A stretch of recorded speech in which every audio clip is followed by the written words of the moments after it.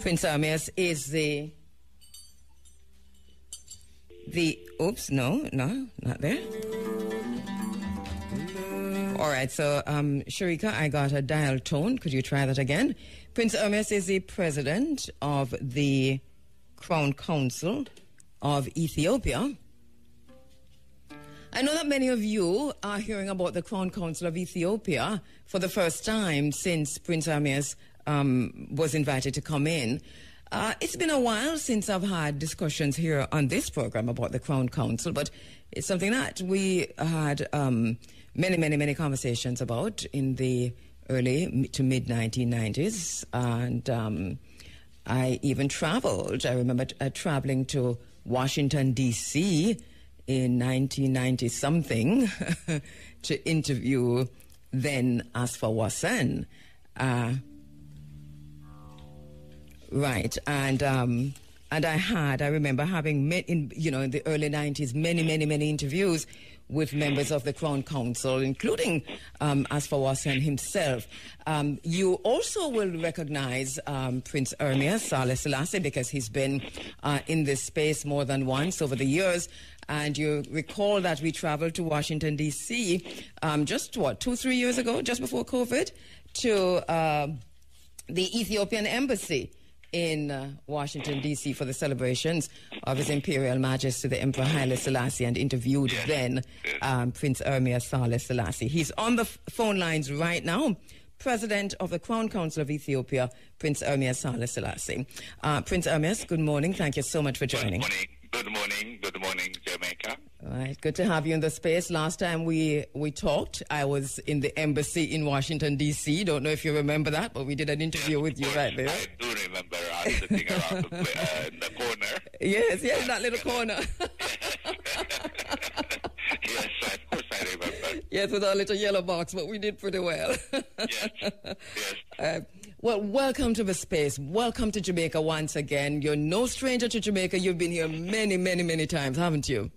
Yes, I have. Yes. So it's a pleasure. I'm very happy to be back. I consider Jamaica my home. Yes. And it's been a couple of days of greater experience, knowledge, and sharing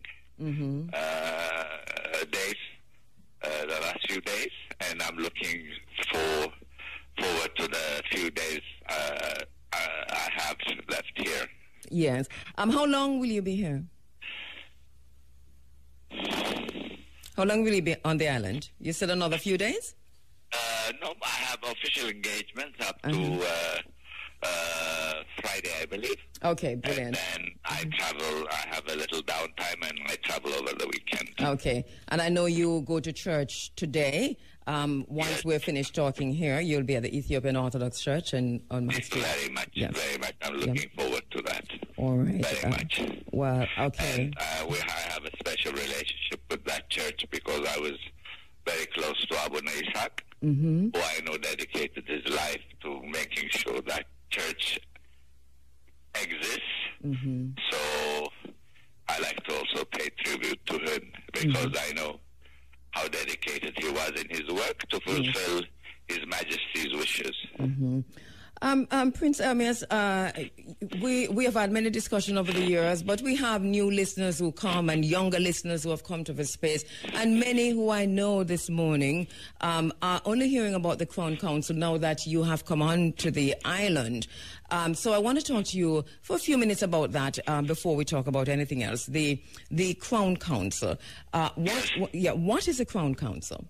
Well, the Crown Council as an institution has existed for a long time, even under the Empire, during my grandfather's reign. Yes. It consults on issues of national interest. It wasn't a political forum. So we felt that this is the best way for participation of those who believe in the concept of constitutionalism, to enact it to revitalize it and enact it, and it was regrouped under my uncle, the late Crown Prince Asfa Wassan, who later became Emperor Selassie. And it's really the work to continue the the history of the crown of Ethiopia, Ethiopianism, the Orthodox Church, our traditions, our values, and it was suppressed under both communism, which tried to destroy not only the legacy of monarchy as is and replace it with communism, but with spreading false propaganda as to what the crown had contributed or Ethiopian history had contributed to Ethiopia. So we felt that it was very important to change that narrative. Yeah. And on the practical level, the Crown Council is also very much non-political. It is concerned with humanitarian issues, education, scholarship, philanthropy, and so forth. So we've had success of educating Ethiopians in colleges in the United States, and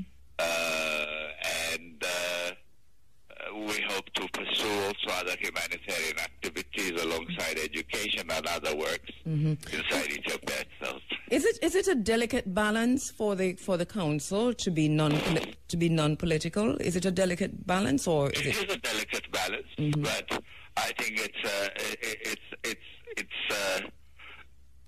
has its own role. It has its role in building peace, for instance. It has a role in building bridges.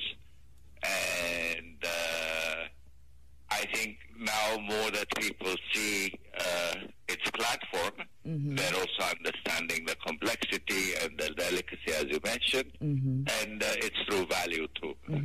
Because you talk about constitutionalism, and obviously the Crown Council is in exile still. How does that work in terms of constitutionalism, and what do you mean by constitutionalism?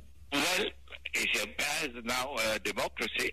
It under previous regimes, it was communist, really a Marxist-oriented ideology. And under constitutionalism, where Ethiopians have been able to contribute their own version, their own ideas to building whatever democracy in their terms means. And we are basically giving Ethiopians the opportunity that they should reevaluate and value their heritage, their history, and in perspective, analyze the truth in a balanced and meaningful way rather than as it has been, say, for the last 50 years or so, in terms of political propaganda, which has been the case. So, yes. I think it's very important now. We have a new leadership, forward-looking leadership, and we hope that the Crown can make its own contributions. Yes. And when you say the Crown, I remember speaking with, it was Prince Asfa Wasen at the time on this program in the 90s, before he transcended. And one of the conversations, we had many conversations in this space, one of the things that we talked about over and over and over was the restitution of the monarchy and whether or not that was possible. In the early 90s, there was a thinking, it seemed to me, as if that was on the agenda. Is that still on the agenda? Yes, absolutely. But clearly it's going to be the choice of the Ethiopian people. But Ethiopian people do need also a choice. Yes. So I think, as you say, it's a new generation. It has less prejudice than the ones before, who feel that they overthrew a feudal empire, and saw it always in a prism of us against them, which has never been the case. I mean, clearly Ethiopia did, in the end, there was a revolution against the monarchy, but it was progressive. Initially, it was a coup d'etat done by officers of lower rank who were extremely violent and who sought power above everything else and destroyed Ethiopia in a real way. Yes. And we're paying the consequences because because thereafter, whatever form of government has come, has never given the Ethiopian people choices. It's been violent, and they have to make a decision as to what form of constitutional democracy that they want, and they are ultimately, the masters of that destiny. Is that discussion happening among the people? Do you know? You mentioned just now that we see there's new leadership in Ethiopia. We see where the leadership is going to in terms of how it has a whole different kind of attitude to His Imperial Majesty, the Emperor Haile Selassie. So is this conversation happening any at all outside of the Crown Council? I think it's happening in terms of discussions, especially among, as you said, the new generation in Ethiopia, and I think elsewhere, because Ethiopians are also looking for hope. The path that they've decided to take, and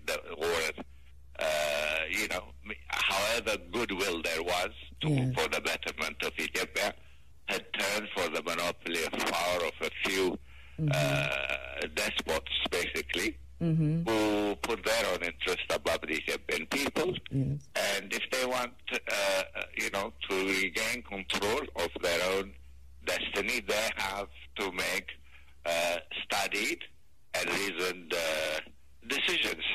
So the leadership, in welcoming new ideas, in wanting to build democracy, can't also just implant democracies from overseas. It should incorporate Ethiopian history, Ethiopian culture, Ethiopian customs, seeing how progressively we've gone through our own particular history, and implement, what's best policy for Ethiopia and what Ethiopian people can be comfortable with. All right, Prince Ermias, I'm going to ask you to hold the line just a short time for me. I want to come back after this break to talk about the Solomonic dynasty so our listeners can have a bit of an understanding of what that really is. Hold for me, please. Morning, Africa, and my very special guest online is a special guest of Jamaica during this Heritage Week celebrations, Prince Ermias Sahle Selassie, who is president of the Crown Council of Ethiopia, the grandson of His Imperial Majesty, the Emperor Haile Selassie the First. He joins me on the telephone lines. Right after this, he'll be heading to church, the Ethiopian Orthodox Church in Kingston. And I'm not telling you now to flood the Ethiopian Orthodox Church, but flood the Ethiopian Orthodox Church. He will be there. Prince Ermias, the Solomonic dynasty, well researched. There have been some questions along the way, but I think generally globally accepted that this is the lineage of His Imperial Majesty, now yourself, would be from the Solomonic dynasty. Tell us, how does that work? Why? How come? Well, the Solomonic dynasty really, alongside the Ethiopian Orthodox Church, had been at the forefront of Ethiopia's history since the early 13th century. And it's been passed within the family from one king or emperor to the next. It had provided its own sense of stability. It may not have been an absolute democracy, but in its continuity had gradually become more open, more incorporative, and more tolerant, despite the many warfares amongst the various warlords. It was basically the most stabilizing force that united Ethiopians to fight foreign aggression, to preserve our independence, and to continue a vision forward in building sort of a democracy based on constitutionalism. And my grandfather worked very, very hard to build the education system so that people understood that progressively this is a work in progress, and that Ethiopia did need to develop and incorporate other ideas and elements, and build upon its successes. Unfortunately, what happened was there was a very severe and violent disconnect from the Solomonic line, and Ethiopians were told a false narrative about its history, its own contributions, as well as its flaws. I mean, there was no perfect system, but to discount it and erase it or try to erase it from history has not served it, because history is always ingrained. I mean, history is history. Of course. You can run propaganda against it, and it happens all the time by politicians, but ultimately history is history, identity is identity, and truth is truth. Yes. And in that sense, now I feel that because the system is more open, Ethiopians can have a more clearer and truer version of the contributions of the Solomonic dynasty.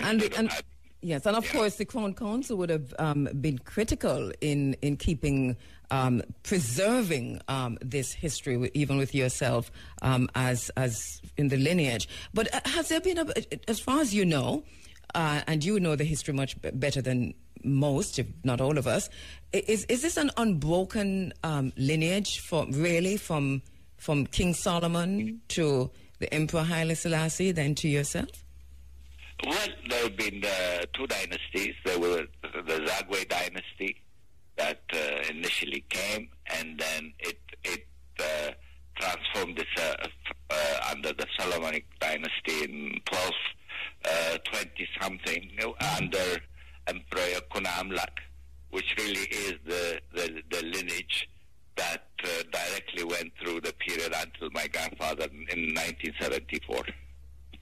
Okay. So, and unfortunately, it also was seen as only inclusive of only one part of Ethiopia, basically the old Abyssinian Empire, not incorporating the larger empire in a big sense, and having only focused on Christianity, whereas Ethiopia is a multi-religious country. These were the critical factors, but in all honesty, the Solomonic line is the continuation of a history that Ethiopians should be proud of.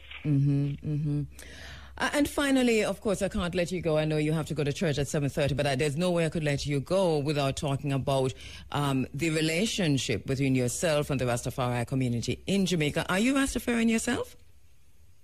No, Ethiopians are devout Orthodox Christians. I mean, I try to follow, but that's been my heritage. That's been my family's heritage. And the Emperor Haile Selassie's heritage was that he was a devout Orthodox Christian, and his contribution actually in large part to the Rastafarian community or to the community of African in diaspora, especially in the Caribbean, has been to bring the Ethiopian Orthodox Church here. So this is the most important legacy in my eyes. My relationship with Rastafarians is of absolute admiration for their loyalty.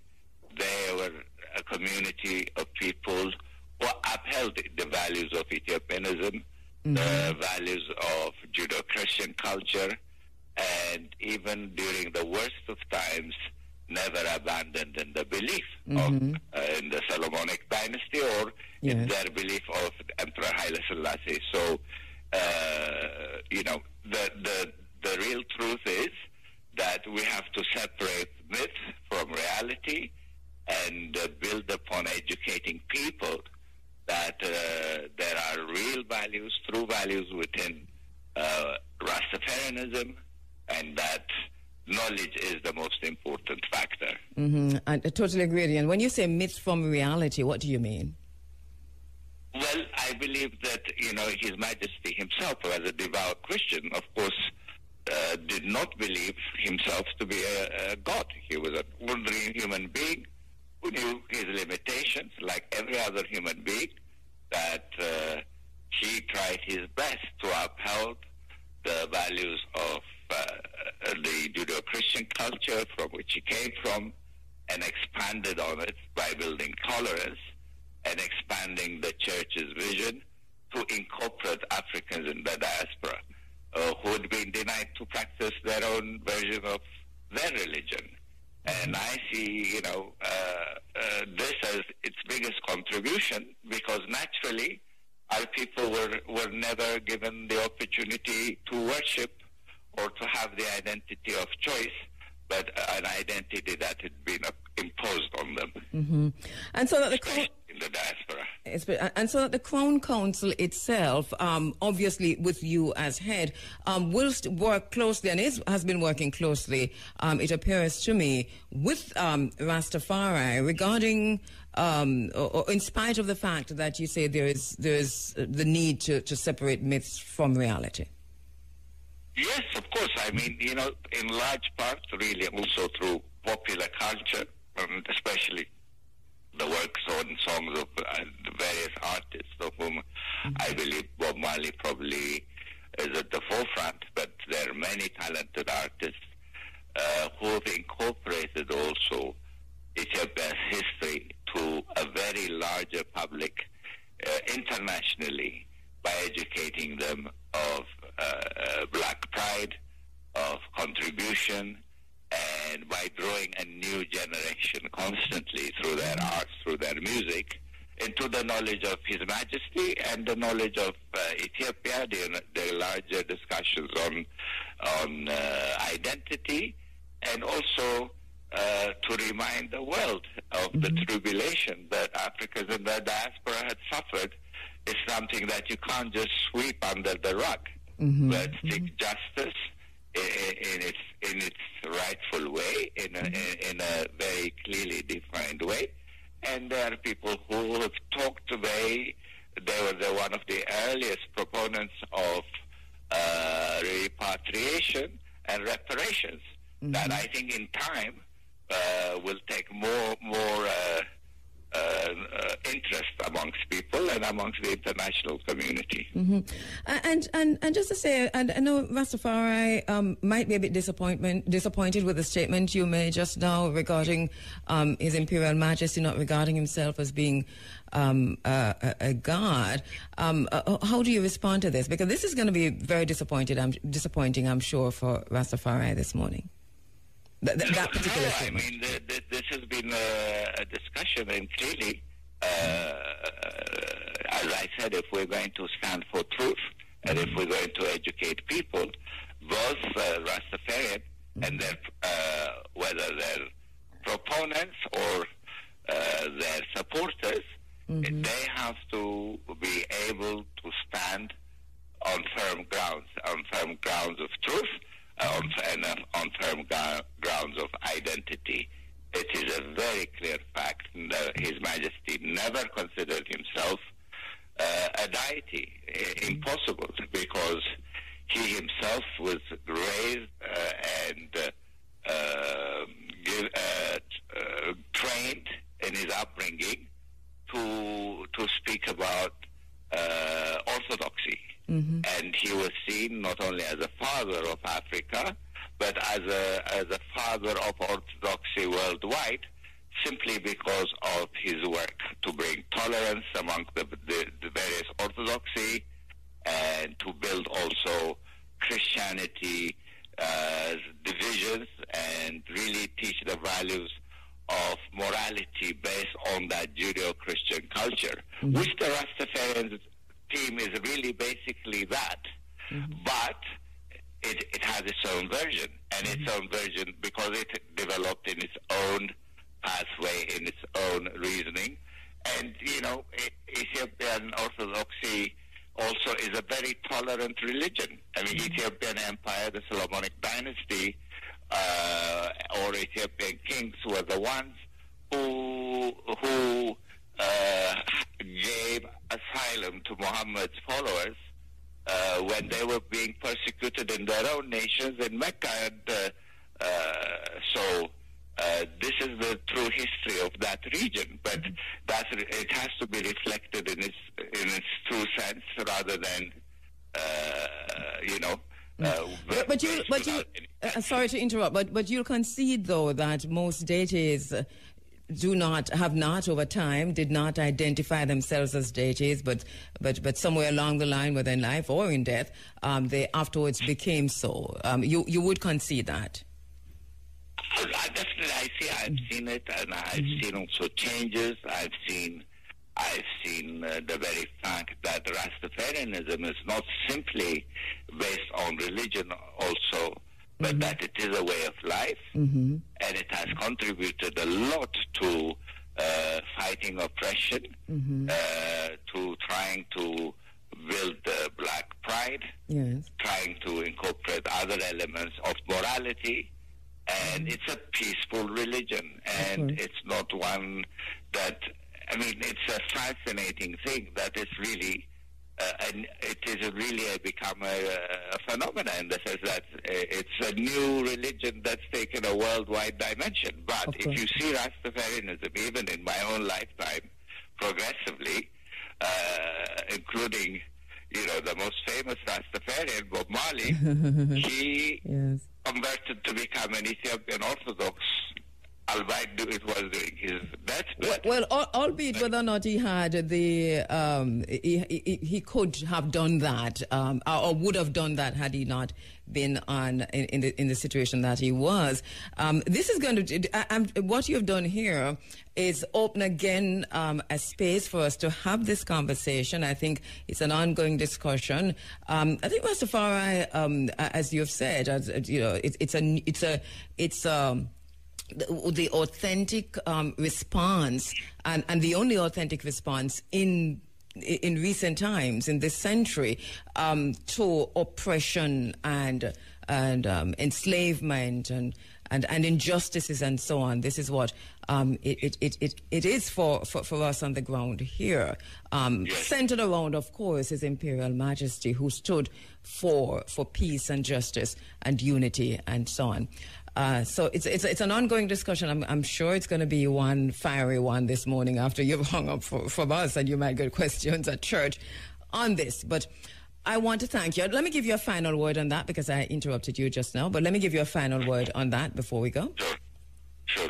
Well, I'm glad if it triggers a discussion based on openness, one based on tolerance, and ability to discuss, reason things with perspectives, because religions also evolve. Religions change.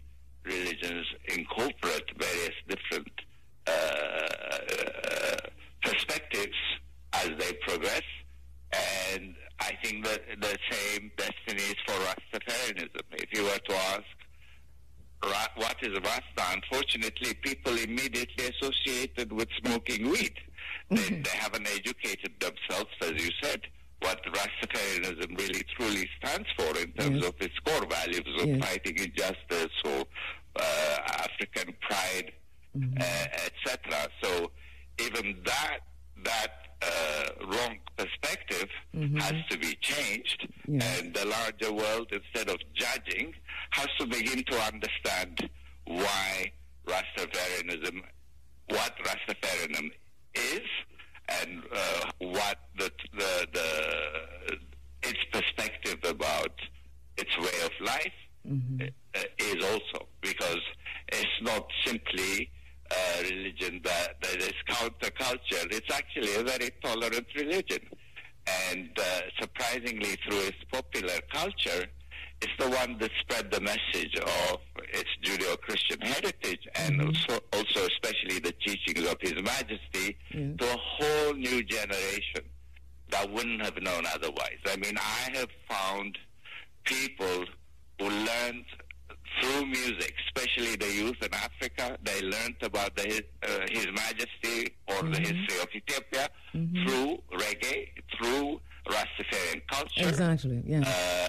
And it has a huge contribution. Of course. Because it relates. Yes. It relates. Point well taken. It should relate with foundation, Yes. Point well taken. As we said before, the only authentic indigenous response to oppression and slavery anywhere, So wow. Can you imagine that? Thank you so much, Prince Ermias Sahle Selassie. As usual, a pleasure talking to you. I'm sorry you couldn't have been in the studio, but next time we invite you to the studio. You come and spend some time with us, and we'll take some telephone calls. Yeah, I would look very much forward to that. All right. Thank you for giving me this opportunity. And welcome once again to yourself and to your lovely wife, and have a good time at church today. Thank you. All right. Thank you.